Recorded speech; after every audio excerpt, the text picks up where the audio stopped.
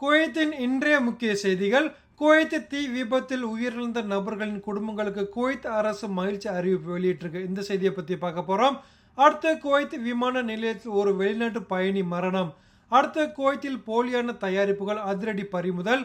இதுபோல குவைத்தின் முக்கிய செய்திகளை பார்க்க போற வீடியோ புதுசாக பார்க்குற நண்பர்கள் நம்ம சேனல் சப்ஸ்கிரைப் பண்ணி கண்டிப்பாக பாருங்க. முதல் செய்தி, குவைத் மங்கா பகுதியில் ஏற்பட்ட தீ விபத்தில் 7 தமிழர்கள் 25 மலையாளிகள் என்று மொத்தமாக 49 பேர் உயிரிழந்தனர். இதில் 3 பேர் பிலிப்பைன் நாட்டைச் சேர்ந்தவர்கள்.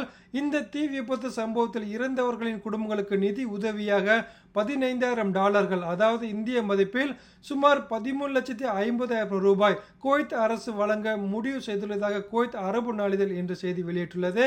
குவைத் தீ விபத்தில் இறந்தவர்களின் குடும்பங்களுக்கு அந்தந்த நாடுகளின் தூதரகங்கள் மூலம் இந்த தொகை வழங்கப்படும் என குவைத் அரசு தெரிவித்துள்ளது.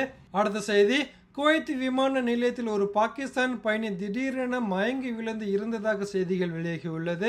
அடுத்த செய்தி, குவைத் ஃபர்வானியா பகுதியில் உள்ள அடித்தளத்தில் சமூக ஊடகங்களில் விற்பனை செய்யப்பட்ட சுமார் 6,23,000 போலி தயாரிப்புகளை வர்த்தக அமைச்சக குழுக்கள் அதிரடியாக பறிமுதல் செய்துள்ளன. அடுத்த செய்தி, நேற்று செவ்வாய்க்கிழமை பிற்பகல் ஃபர்வானியா பகுதியில் ஏற்பட்ட கட்டிட தீயை குவைத் தீயணைப்பு வீரர்கள் கட்டுக்குள் கொண்டு வந்தனர். இந்த தீ விபத்தில் அதிர்ஷ்டவசமாக எந்த உயிரிழப்பும் ஏற்படவில்லை என செய்திகள் வெளியாகியுள்ளது. அடுத்த செய்தி, குவைத் முதல் துணை பிரதமரும் பாதுகாப்பு அமைச்சருமான ஷேக் ஃபகத் யூசுப் சவுத் அல் சபா நேற்று செவ்வாய்க்கிழமை குவைத் ஹவ்வலி பகுதியில் ஆய்வு மேற்கொண்டார்.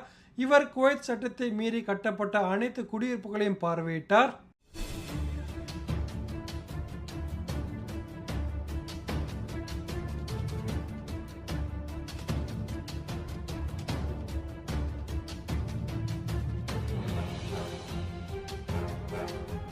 இதுபோல குவைத்தின் முக்கிய செய்திகளை தெரிஞ்சுக்கொள்ளும் சேனலை சப்ஸ்கிரைப், லைக் பண்ணி இந்த பெல் பட்டனை கிளிக் பண்ணி வச்சுக்கோங்க. மீண்டும் அடுத்த வீடியோவில் சந்திப்போம். நன்றி.